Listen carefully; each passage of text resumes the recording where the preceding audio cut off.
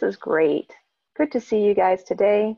It is officially 1:05, so I'm going to go ahead and get out of the way here for our presenters. Again, I'm here with Kat Rollerson and Dana Absher, who will be talking about responding to situationally inappropriate behaviors. So here we go. I'm going to go ahead and go on mute, and Kat and Dana, I will jump in as needed. Okay, great. Thanks, Therese, and welcome everybody. We're glad to have you on today's chat. And right off the bat, I want to do a little orienting to where this chat fits with a broader series we've been doing. You're actually at the grand finale of a 5-part series. So you will see a little, we like to refer to it as a lifesaver on the screen right now. And they are the the biggest successful practices of classroom PBIS. And so across the last couple of weeks within April and starting into May, we've had a series of chats that focused on each of the colors that you see. And we're going to go through that briefly in just a second, but I just want to make sure to reference that, because if you hear us talk about some of those elements and you want to dive a little deeper into one of them, we put the link there. With that housekeeping, I'll also say we have a copy of the handout from today's training posted on our live binder, and I believe Therese, because she is always magical, will be posting that also in the chat box for us. So you bet. Have a copy with any of the links in it that we give you. And like I said, I'll be referencing those in a minute, but again, welcome. And you're at the big finale today because we're going to be focusing on responding to situationally inappropriate behaviors for educators or for teachers. Some of you on the call or on the chat, I know, are educators supporting other teachers. Some of you might be teachers that also support other teachers. And if you were with us on Tuesday, we did this section of the Life Preserver for families. So I know a couple of people in the registration were very interested in information for families. And so we encourage you to look at Tuesday's date on our live binder, where we went through some of a similar content, but on a family household perspective. And I believe that's all my housekeeping. We'll be focusing on situationally inappropriate behaviors today, because we'll be talking mainly about the school or classroom setting. And so behaviors that, of course, situationally inappropriate to that setting. And then what is very interesting about right now is that setting has changed in the last couple of months. So we know it went from a brick and mortar school and classroom to a virtual setting. So a lot of the examples we'll be using today will be around that virtual learning environment and applying the strategy, but the strategy will apply to the classroom as well. And so Therese will be posting a resource a little bit later for us if you want to see some examples in the brick and mortar classroom. Okay, I think I got through all my housekeeping there. And we also wanted to start with a disclaimer we've been using. We used it with the family chat on Tuesday, but in case you weren't aware, we are in a pretty stressful context right now. And when I say we, I mean we. So all of us are in different environments in terms of working from homes that used to be just homes, and now they're homes and work environments and classrooms and all kinds of things. A lot of you on the call are probably educators or teachers that also have children that you're supporting through virtual learning, like Dana and myself. So that adds an extra layer of stress. So we like to put that out there in the forefront, and just saying that with this disrupted routine and we're not able to do some of our normal stress reducing activities, we're all challenged right now to be our best selves. And we're going to start right off the bat with some things we have been seeing that we love in terms of educators being their best selves. But we like to give that disclaimer of we always, as educators and adults, try to model the best thing for our students. But if you ever catch yourself in this stressful environment, making a mistake, or getting used to a new teaching strategy, make sure you just model that apology and correct your own behavior. That's just as powerful as if we've done the right thing off the bat. For any of you who are Rita Pearson fans, I love her stuff. In her video, she has a great example where she apologizes for something she did in a lesson. And I love that. It's such a modeling of a skill that we want kids to see, and how we correct mistakes is such a lesson they have to learn. All that to say, we did try to provide you with humor. Dana and I's favorite coping mechanism is humor. We laughed at this one because usually, by this point in the year, we all look a little stressed as educators, but in particular this year, I think people are probably looking a little bit tired. We don't have haircuts because we haven't been able to go to hair salon. So we thought it was particularly relevant right now. And last, we also offered this link to the families on the family chat, but If you wanted some more references in terms of you as family members on the call and how to manage stress through routines in your household, there's a nice resource from Dr. Bruce Perry. Okay, so I said we come back to the little life preserver and the past chat. So one of the best things about responding to behavior is that we can prevent a lot of misbehavior from happening in the first place. And we're going to just walk through a little visual of how we kind of categorize prevention efforts. And the first and foremost, of course, in our PBS framework is that we define what it is we want to see first.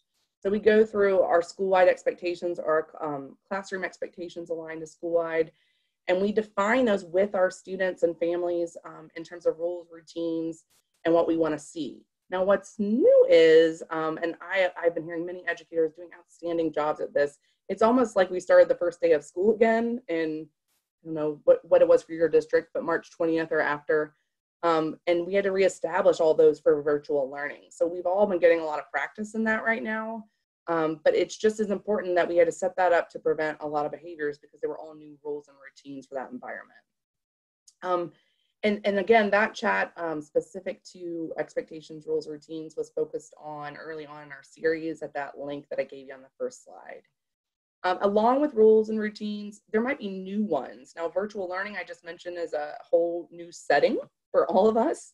So that was a whole new bag of new routines that we had to define. And I have loved hearing my own son's teachers kind of as we learn going through, we might need to retry doing it this way, like establishing a new routine for responding as a class or trying to complete an assignment a different way, trying out new routines that work because it helps, one, keep good relationships with students, and two, prevent problems from happening by adjusting that routine. So I listed a couple other examples that are pretty relevant right there, but how to try and work in virtual environments, whether we're going to use camera or not. We're going to use those examples in terms of responses in a little bit too. And last, in terms of big chunks of prevention, is that once we define routines, rules, expectations, what we want to see, we want to acknowledge those and catch those when we see those. And we talked about that with families also on Tuesday. So once we know what's expected in our classrooms, we want to make sure we're recognizing that more than we're drawing attention to those things we don't want to see. And again, we'll use some virtual examples today because that's a new forefront for people of how do I recognize that like I would in a real life classroom. So that's the big chunks of prevention. That alone will help limit the amount of inappropriate or situationally inappropriate behaviors that we'll see.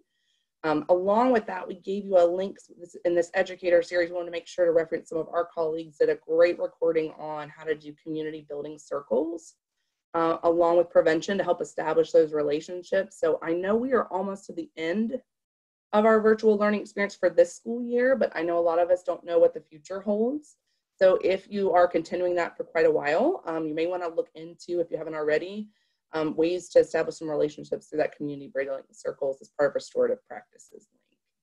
But then the focus for today is if that prevention piece, if we establish that and still see problem behaviors, what do we do in response that's really effective?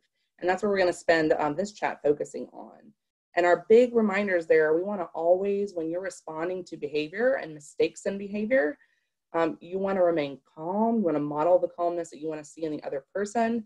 We don't want to escalate, so calmness keeps us de-escalated. And we want to be as consistent as possible. Consistency helps with trust in those that we are providing the responses to, and also helps with maintaining relationships. So that consistency piece, even if it's something that they don't like that you're administering consistently, they know it's expected, so that helps with relationships. So we're going to walk through today a little bit more about what are those steps that we can use or those strategies we can use in responding, and specifically to some virtual examples, since that's the environment we're applying to right now. But Therese, before I forget, I'm going to ask if you don't mind posting the document that supports from our national colleagues, the lifesaver visual that you've been seeing. And for those of you on the chat that really are looking ahead to, I want more examples and application to the brick and mortar classroom, the strategies will still apply, but we wanted to offer that document so you had elementary and secondary examples. With that, I'm going to turn it over to Ms. Dama. All right. Good afternoon, everyone, and thanks for joining us. Okay, 1 second. It's not letting me progress here. That's all right. There we go. You might have some fun examples from some of the districts that you support here, so we may Oh, even tag team some of this. yes, I'm so sorry, Dama. I Yeah. forgot. I had No, I'm pretty excited about this slide, so those I'm of you on the who edge of my listen, seat. yeah, those of you who listen, I like to surprise Dama all the time with just handing off. But I wanted to give a huge shout out on the left. These were the prevention examples that we had said we had been loving. We wanted to shout out right away for our educator friends. So we just talked about what prevention is, but on the left, this is a school from St. Johns County that we have been working with that does an excellent job starting to work on school-wide PBS. And they instantly took their school-wide expectations that you see on the left and defined it by the routine of virtual learning. So their explicit instructions provided through conferences, ongoing communication, and how students are completing assignments. So there's a nice application example, and this is their intermediate because they are a Title I elementary school. They also did that for primary to use primary friendly language. So making it really clear for the students and adults we're used to the expectations, but defining what that looks like in this new virtual learning routine and environment. And on the right, the other things that we talked, and I will definitely, Dama, you can jump in because we generate this list together. But one that we have loved is the way that educators are starting off lessons or conferences with a time to check in and just use it as informal social time, like let kids warm up, get some emotional connection before they start in on the routines. And even just, I love hearing educators saying how much they miss the kids. So that prevention part of relationship building and starting off with something a little less formal.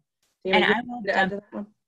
and say, to piggyback on that, in one of the districts I support, I saw a teacher expressing frustration about students not being fully engaged right away in a lesson she had put together for a Zoom activity. And the other fellow teacher jumped in with that suggestion and said it had been really powerful to just start off with just let's touch base and let's play some music, and when the music stops it's time to get to learning. But the first 10 minutes or so she just played music and let the kids interact and catch up on what's going on.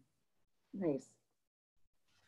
So other things we've been loving, additional prompts and structures for the way I'm speaking to that little part of the life wrap that was around structure and organization.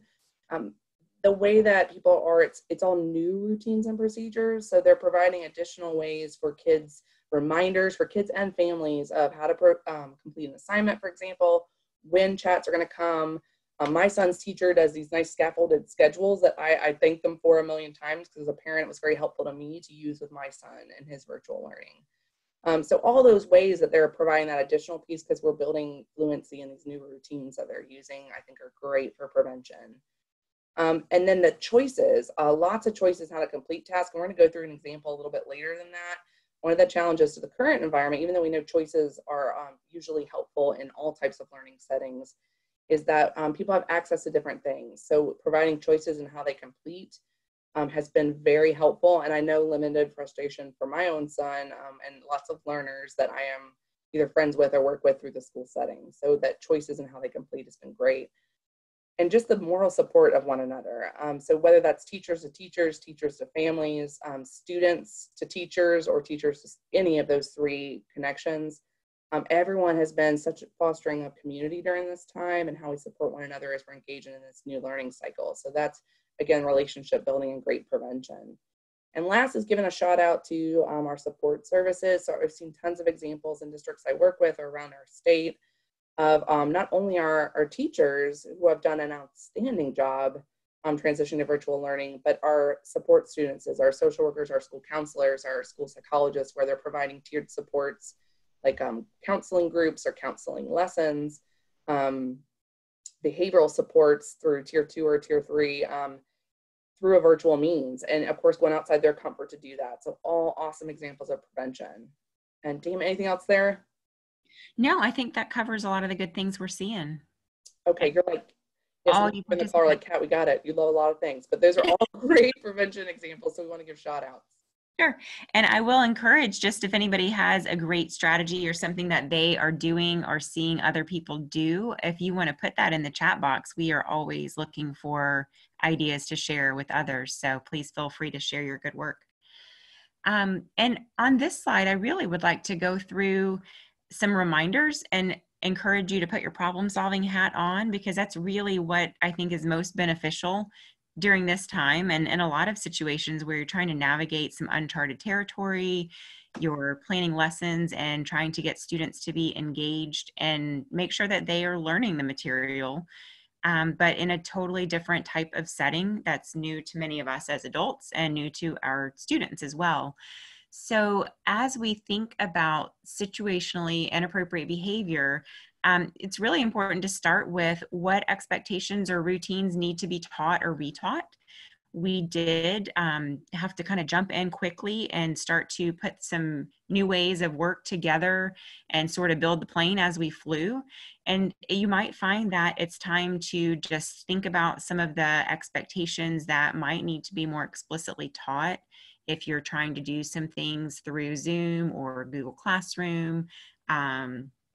Any kind of activity that's just different from what you did when you're in brick and mortar, you might need to just think about the different routines that need to be taught. Or again, if you did some teaching up front, go ahead and reteach some of those expectations, but also ways to acknowledge when students are doing the right thing. So I think as adults, we've adapted and learned a lot and kind of roll with the punches, but some of our students, even though they're very tech savvy and probably more so than us, it is a new way of learning material and a new way of limited interactions with their peers, and they miss a lot of that. So making sure that we're real intentional on acknowledging the behaviors we want to see, such as logging into a Zoom chat or a Zoom meeting on time, doing that a few minutes early so you can get started on time, using the chat box appropriately, or any of those features that you want them to use,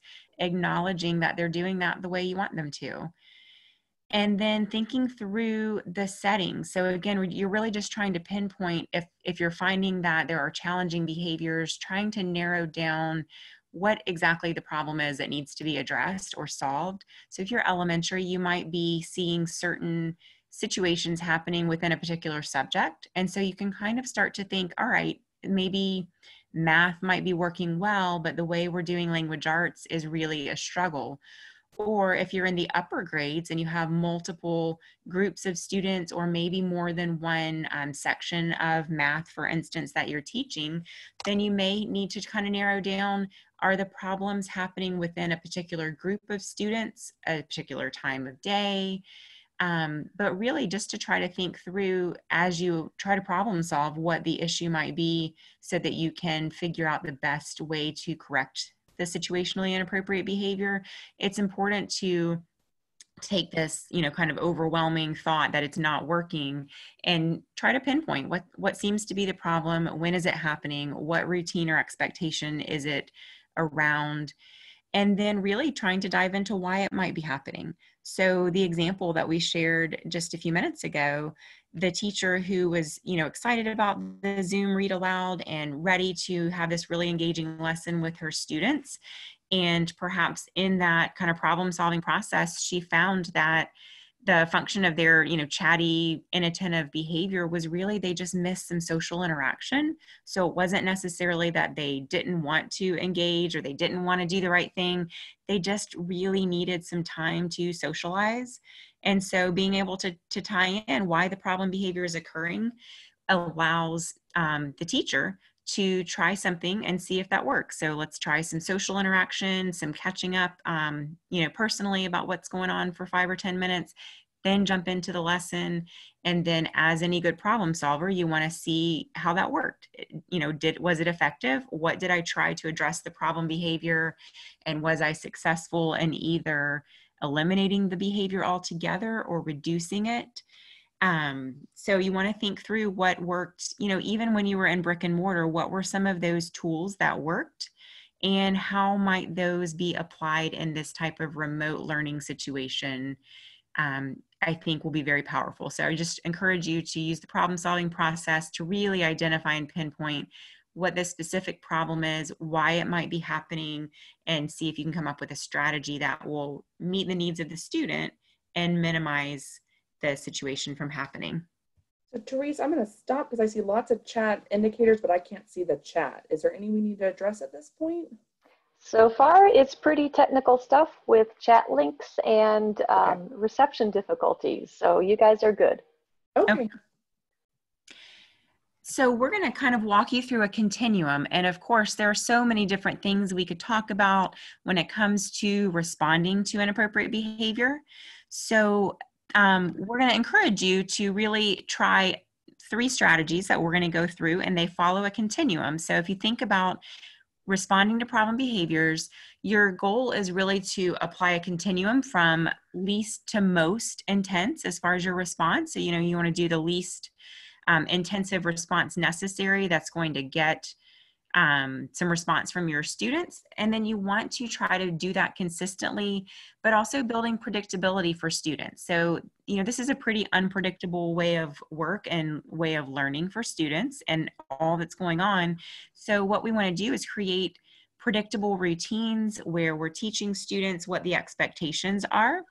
And we're going to start with reteaching or redirecting. So whatever the behavior is, let's say it's students are not engaged in the lesson, or they're not, if you're doing something online, they're not logging in. And so you want to, think back to what the problem might be and why it's happening, and then redirect them to what it is you're expecting them to do, or reteach what you're expecting them to do. Sometimes that reminds us that we have not done that first prevention step of teaching the expectations and the routines in the first place. So it's a good reminder for us that we want to start with the least intensive type of response, which is just to remind them what it is that we need them to do. If that works, great. Now you know that it just required a quick reminder. If the students don't respond to your redirect or your reteaching, then we move into the next step that we're going to go over, and that is differential reinforcement. So in differential reinforcement, Kat will walk us through some examples now that we're in this remote world and virtual world of ways that you can try to eliminate or reduce problem behaviors by providing acknowledgement and attention to the behaviors you want to see, and not providing that to the behaviors you don't want to see. But we'll give some real examples of things we're seeing now in the virtual world. And then as you move along the continuum, if the students respond to that, great. Pat yourself on the back. You did a good job. You've taught the expectations. You've retaught them.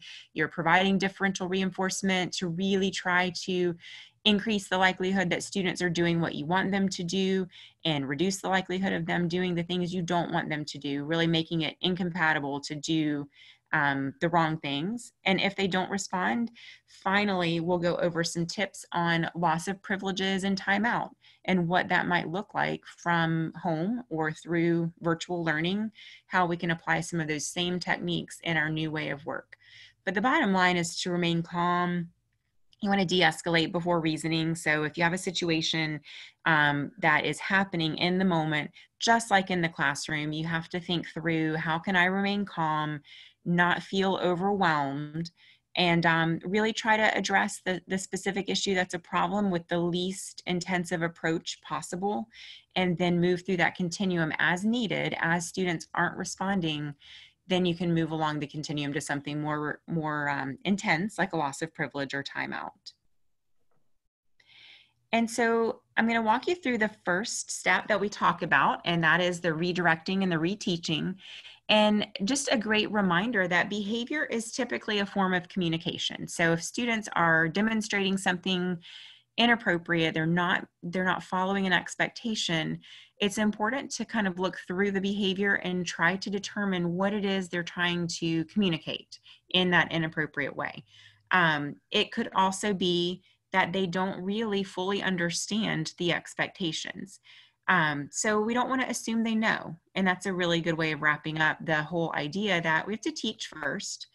And sometimes it may seem obvious, or you may think we've been doing this for, several weeks now, and it should be pretty clear what the expectations are, but we just want to start with redirecting them back to the routine or the expectation, reteach it as needed, and then considering a respectful tone and rationale. So again, coming from a place of respect and assuming that they just need to be retaught whatever that expectation is.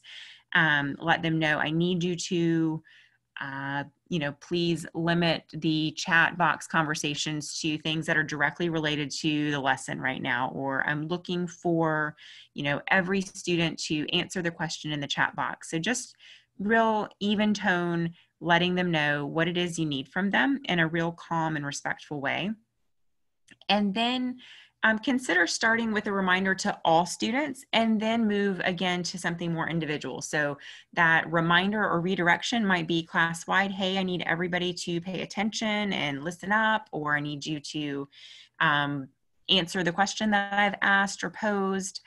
And then the students that aren't responding to that whole group reminder, that's when you bring it down to the private chat, where you can use the chat box to communicate just directly with one student or a couple of students, individual emails, but something where it's a little more intensive and direct between you and the particular student that might need that specific redirection. But then important, or just as important, is to jump in there as soon as you see the behavior you want to see and acknowledge it. Thank you for doing X, Y, and Z, just like you do in the classroom. When you see something, you praise all around the student who needs those good examples pointed out for them. Do that in the electronic world as well. I love the consider starting with reminder to all, just because I always talk about how in adults, if we're in a staff meeting or an adult meeting, the director of that meeting doesn't usually say like, Dama, I need you to turn around. You usually would say, hey guys, can we all pay attention? Or they might give that group reminder, because as adults, we kind of assume we don't want to embarrass folks. We don't want to outline them off. We don't want to, single them out. Same with students, but sometimes I think we're quick to go to the individual direction that can sometimes embarrass or start to make someone feel emotionally targeted. So if you can start with a group, great way to start, because a lot of times kids will respond to that group response for an individual, although I know sometimes then they still need that individual prompt. In a brick and mortar school, we can do that through touch sometimes, like coming over to tap them. We can't do that in virtual, but Dama gave great examples there, like using a private chat or an email after with them and their family, some type of individual correction that is not as public and that's safe. Yeah. I'll give you other examples now. I'm sorry, Damon, there we go. Oh, no, you're good. And those examples go right along with what Kat and I have shared when a student's not responding. So maybe you've asked them to comment in the group, in the chat, an answer to a question. So just like Kat mentioned, restate to all what you need them to do. And then if, Gemma still doesn't seem to be putting an answer in the chat box, then, you don't have to say that in a mean way. And so there's just an example of, Gemma, we would love to know what your know your thoughts. Would you prefer to tell the group?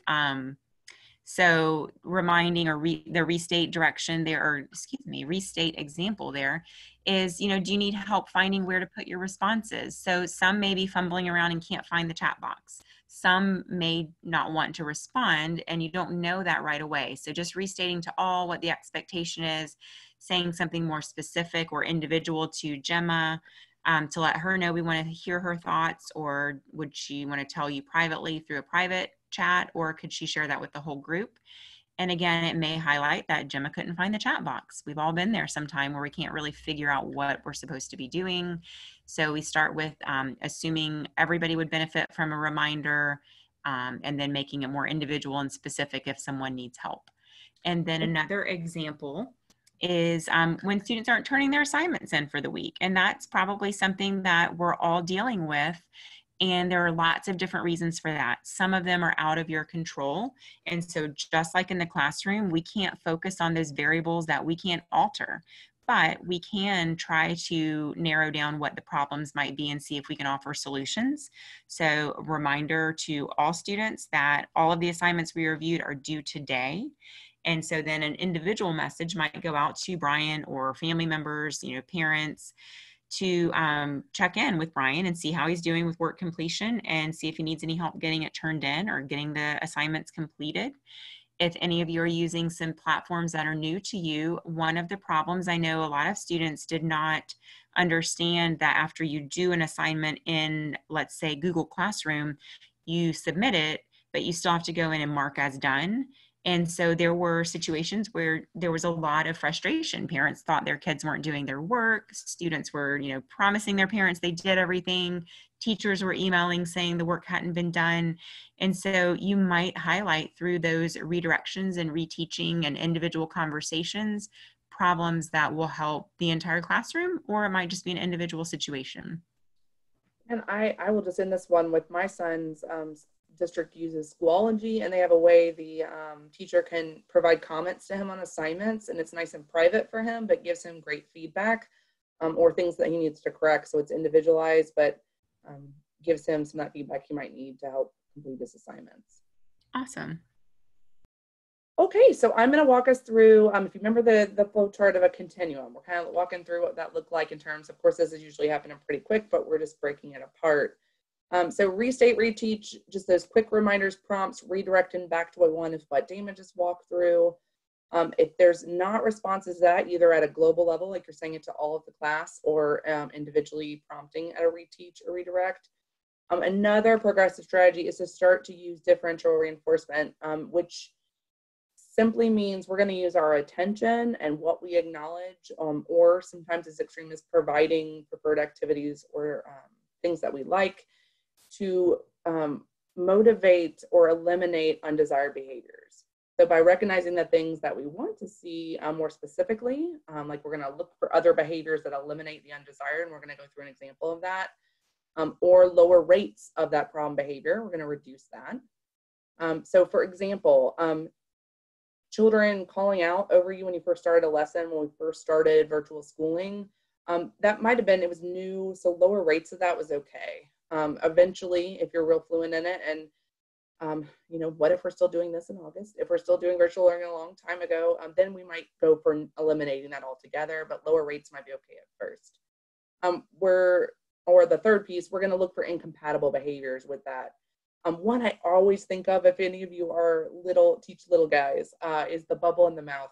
So they'd always do bubble in the mouth in the hallway, and they did that because if I have a bubble in my mouth walking in the hallway, I can't be shouting or being loud or a lot of the problem behaviors. So it's physically incompatible. I don't know why that one always pops in my head from working in schools many years, but that's the one that does. We'll go through a couple virtual. I'm just giving you a quick example of incompatible with substitute for behaviors.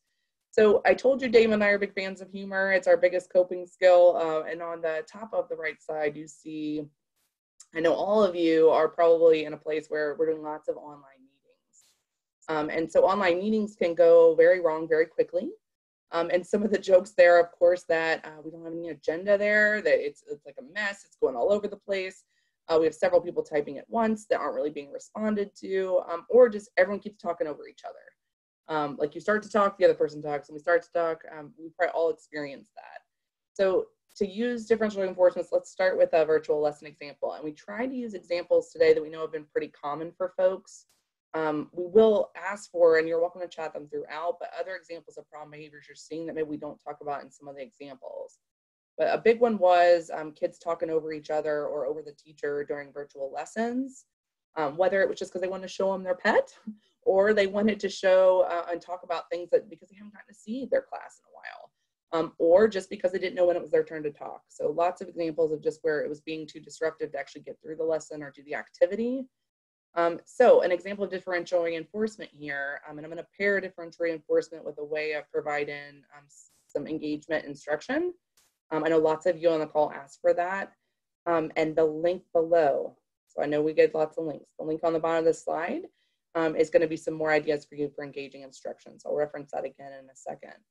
But I know all of you on the call probably use different platforms for your virtual learning. Across the state, I've heard Zoom, I've heard Schoology, I've heard Microsoft Teams, and then there's others, lots of them going around the state. Now, almost all those platforms I just listed have an example where you can change the type of response. And so you could change the response to be us saying our answer to more of a choral response method at the top, where we all do a thumbs up or thumbs down, just like a lot of teachers do in their classroom for a choral response.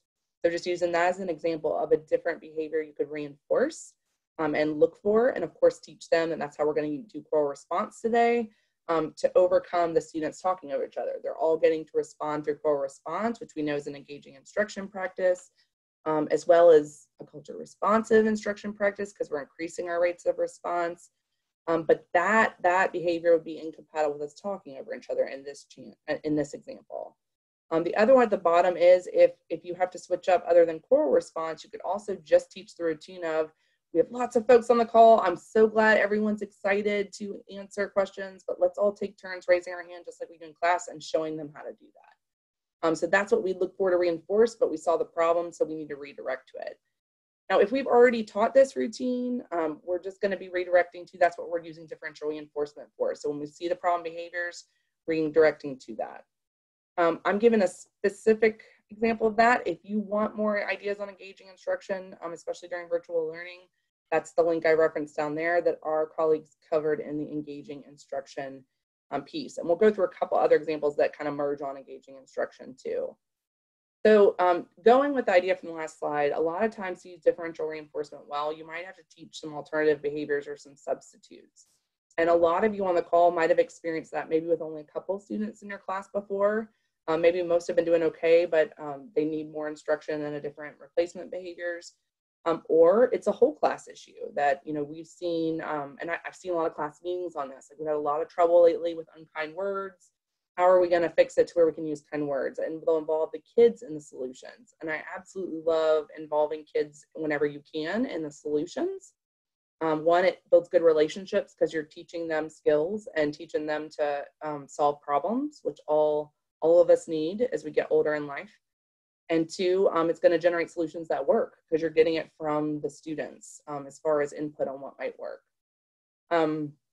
So another example, again, if we're seeing, this is our common one we've been hearing, if students are off task during lessons, so they're not answering questions similar to the Gemma example earlier, or just having trouble with completing work. So not during a live lecture, but they're just off task and not completing independent assignments. We have 3 different platforms here, but almost, again, any of the platforms you use will have these options for you. We just chose to put different pictures from different ones. But one way to teach an alternative is what we were just kind of talking about, change the method of participation. Now, it can not just be by the type of response. So in the last slide, we talked about changing to a choral response or a raising hand feature of the technology, just like you could in a real life classroom, just minus the technology. But you also might choose, and I've seen lots of examples of this lately, where they're teaching them when we're going to use, starting from the left, our camera and not going to use our camera. So a lot of times they'll use, I love that they're using cameras at the end because maybe the lesson's been longer, and so we want to foster more engagement at the end of a lesson. And they'll allow the student to turn on videos and do something individualized that time, because most of our students might like attention, so they're going to get attention through that visual. But they set the clear routine of when we're going to use that camera and not. And then they teach them how to turn it on and then go over the rules of when we're using our camera. So that's one feature of an alternative you might use. In the middle is, of course, just coming back to the chat feature.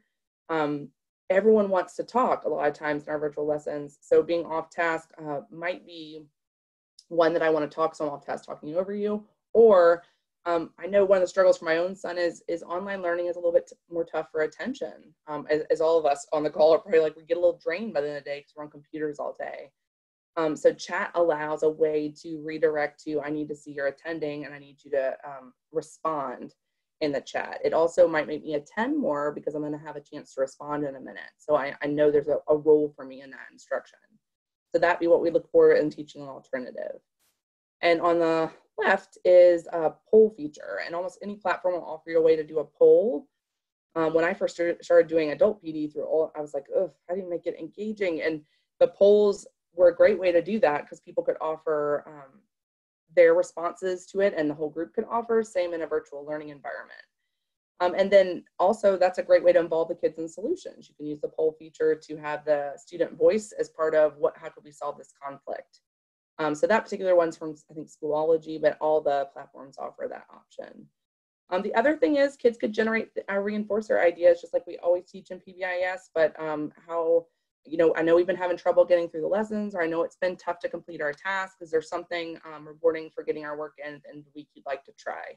So lots of ways you could use the poll feature in a differential reinforcement way, but we want to bring that one up. And then I didn't put a picture of it, but another great one has been breakout rooms. I know one school I work with, from the kids, straight from the kids, it came their favorite part of instruction was the small group activities where they were doing either small group discussion to contribute to large or small group projects.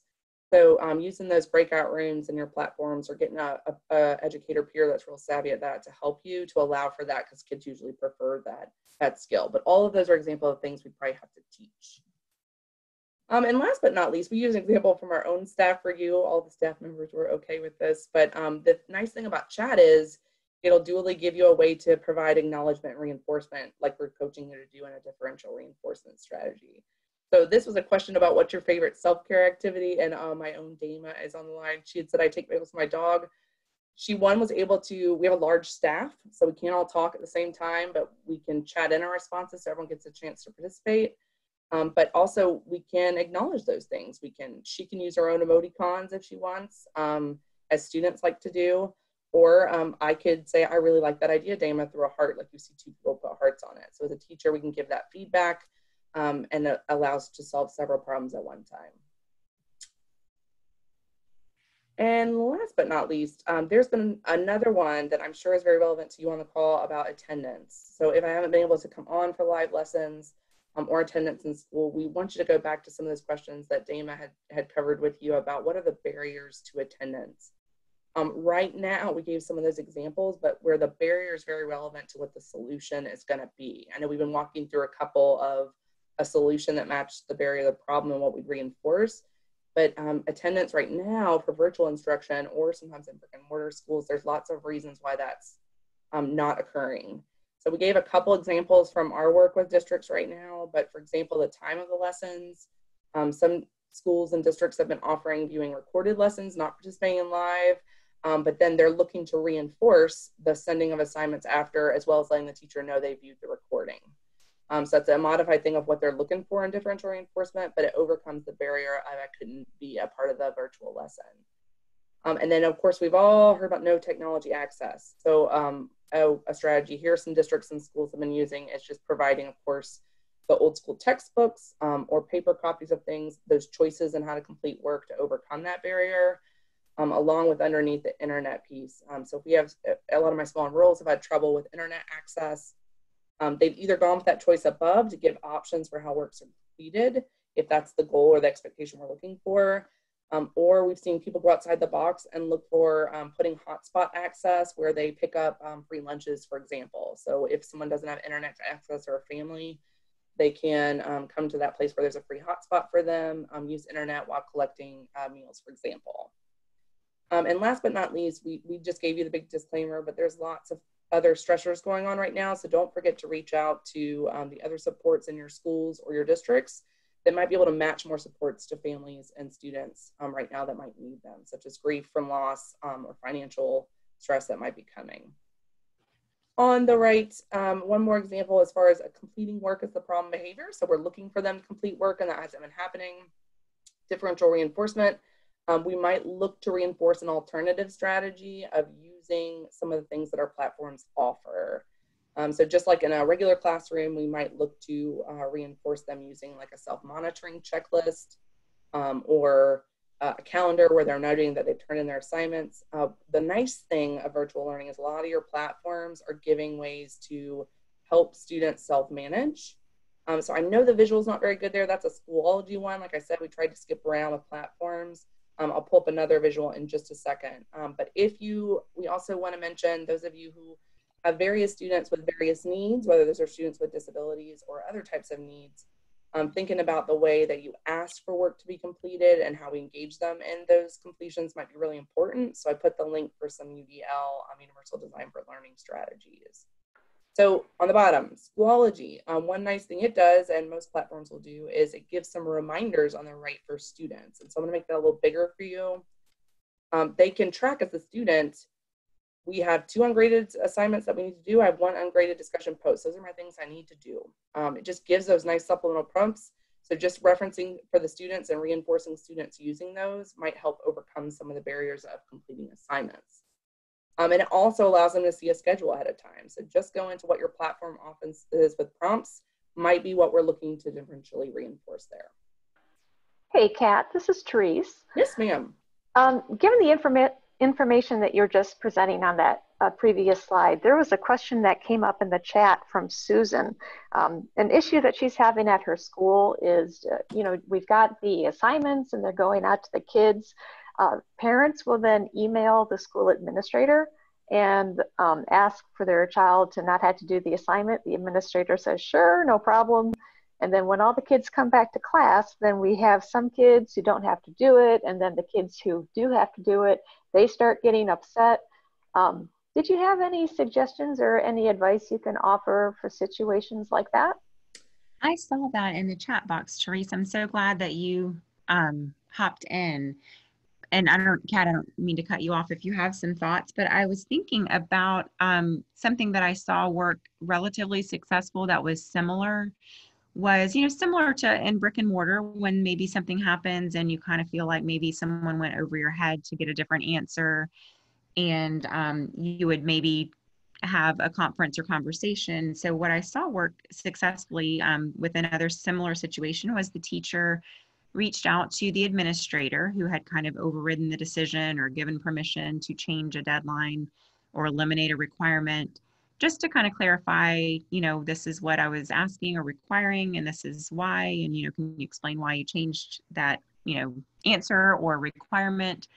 And once they came to kind of an understanding or consensus of the issue, and it was pointed out to the administrator who, was trying to be flexible and work with the family and understand their perspective, not really knowing the teacher's perspective.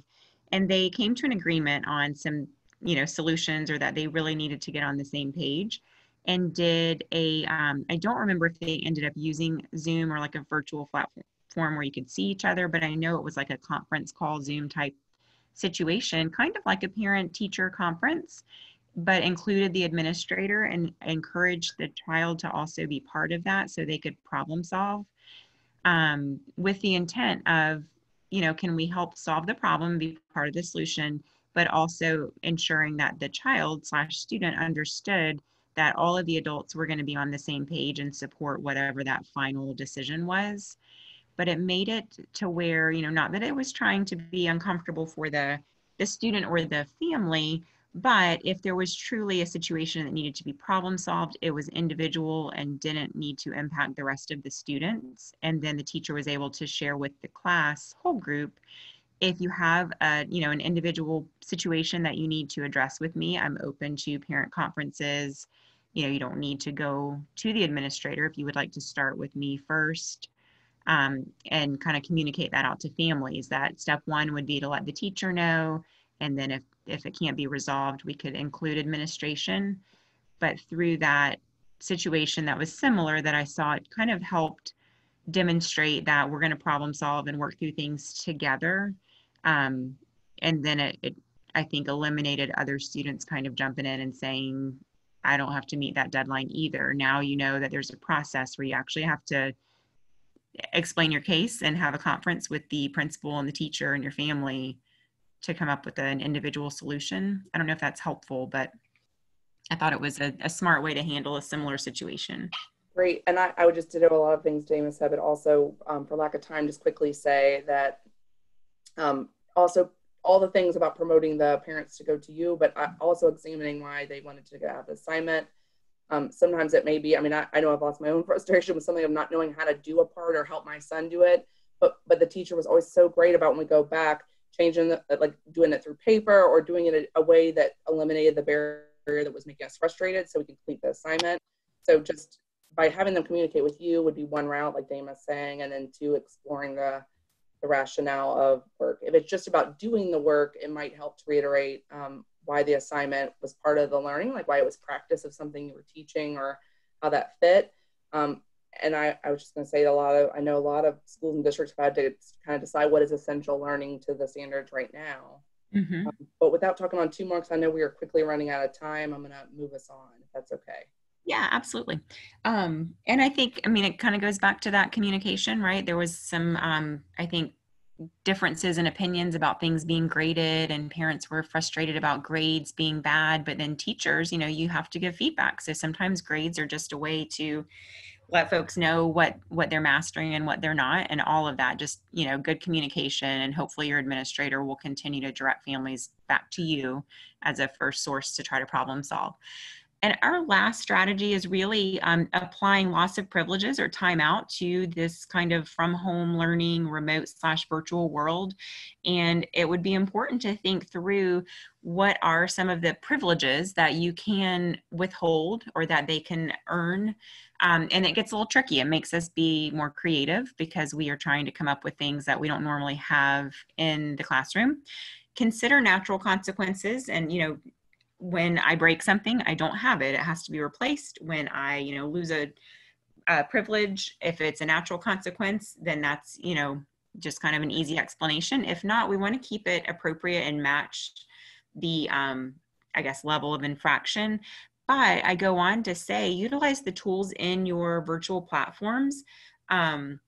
So most of the things that we use are going to include chat or like conversation areas, video options, screen sharing options. So there are lots of different things. Yeah, thanks, Kat. You'll see over there, There you go. all the different features that you can pull in as privileges.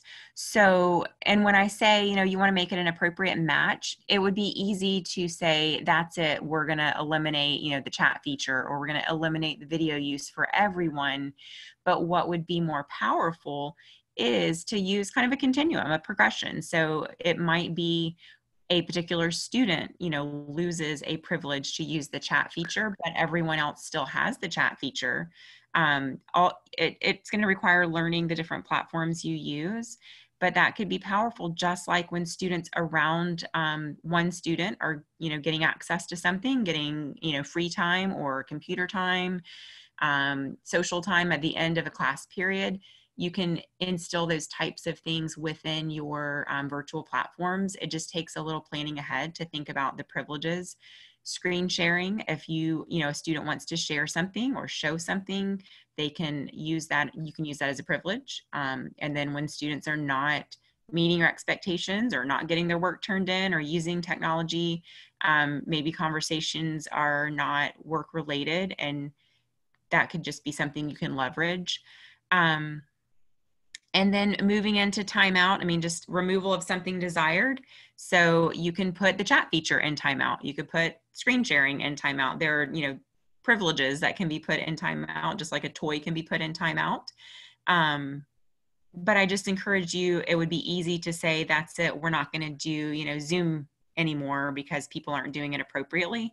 It would probably be more powerful to start small and eliminate some privileges for the specific students that are struggling, reteach and, acknowledge the students that are doing those things correctly. And that would encourage students to want to do the right thing and use those features appropriately, so that you can still have engaging lessons and conversations with your students. Great. And Dana, we did put the document that Therese sent talks a little bit more about that strategy. Some of the things we kept in there just for classroom and brick and mortar use of timeout, just considering that that's, again, taking them out of an environment they want. Now, in virtual learning, it might be hard to do that as far as taking them out and bringing them back to the environment. But in brick and mortar and in classrooms, we're always talking about, of course, that minute per age rule, and that you consider re-entry after timeout. So in that's a more intense strategy and more of a punitive base in some cases. We want to make sure when they re-enter that environment that we go over again what they can do to be successful and prevent that next time, and then making that re-entry as fluent as possible for the relationship side of that. Yes. And I think I saw in the chat box a great suggestion I don't think we've talked about, or maybe you did earlier, is the use of break rooms. So if you can use that feature for, if you're seeing that large groups that are becoming problematic, then you can do smaller groups of students in a breakout room, and it might help them stay focused and on track. Or you could group them in ways that, just like you would do a seating chart, you can group them into breakout rooms that you think would be most effective to try to eliminate those inappropriate behaviors. Perfect. And last note on this one is, we mentioned on the family chat too, and we didn't offer as many resources here, but that's something that people want, but on the emotional management side. So timeout is often a cooling down period also, where they're going to cool down and calm their bodies before they're coming back if they're young. With loss of privileges, it might be losing a privilege while they self-manage emotions of what caused the loss of privilege. But thinking of that with this strategy that they might need some, and we talk about that, Dane will talk about that a little bit in the next slide, but as we wrap up, but the timeout piece might be also a time for calming. Dane, was this you or me?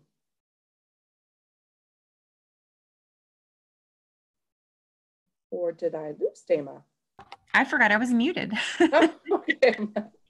We are going to wrap up. Kat and I are notorious for doubling the amount of time that we usually present information because we get so excited about what we're talking about. So I'm thinking we can just do this together if you want.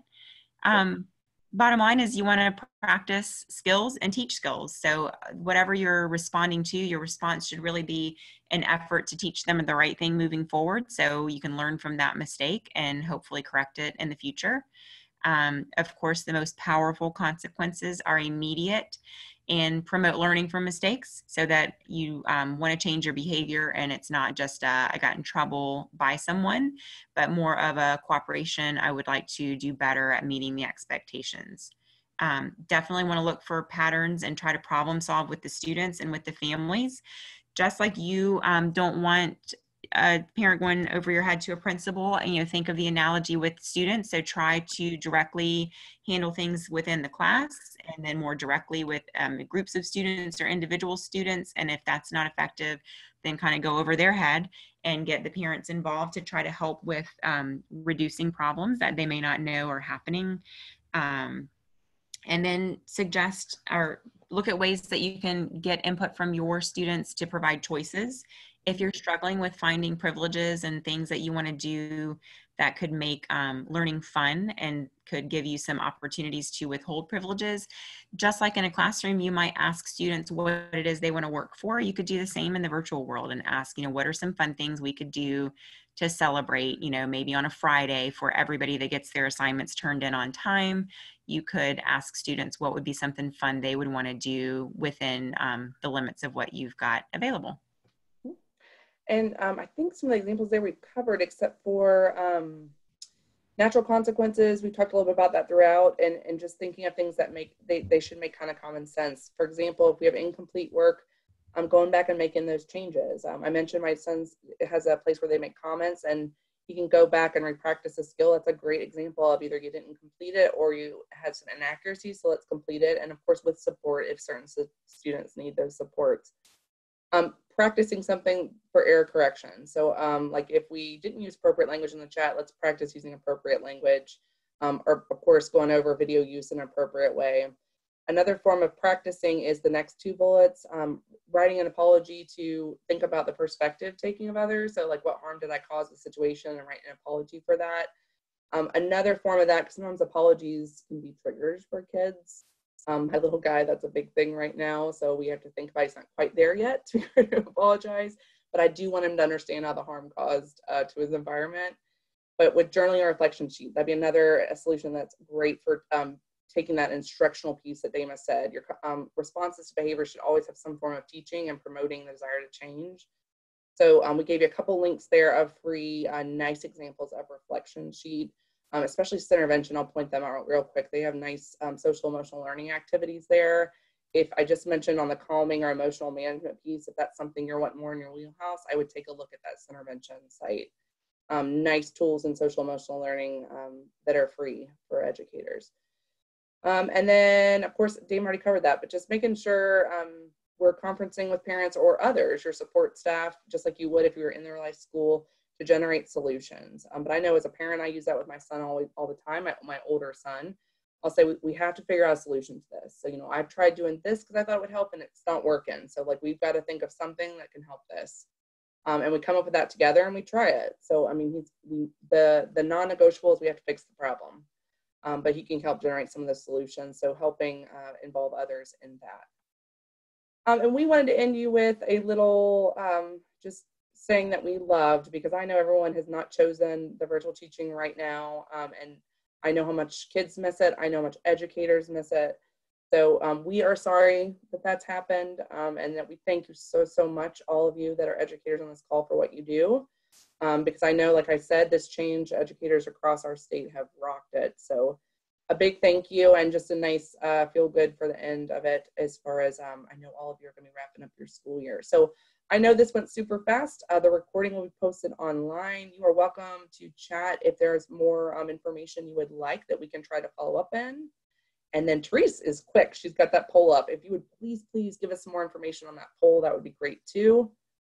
Along with just chatting in the chat box, anything that would be additional resources that might be helpful for us to consider. But thank you for joining us today. Please complete the poll for us, and have a great day. I'm sorry we took so long, but we're glad to have had you. Kat and Dama, I just want to say I thoroughly enjoyed your presentation. It was really neat to hear how the same principles we know through PBIS can be applied in that virtual setting. I'd like to encourage people as they're completing that poll, if they would like to join us for our last chat of this month, actually. The last chat we'll have will be next Thursday, and the topic will be on sustaining PBIS. So I just popped that registration link in the chat pod for people. So feel free to do that. Let us know how the chat was today, and just keep on keeping on, everybody. This may not be the best environment for everyone, but we are all making it through. We appreciate you. Thank you, guys. Thank you.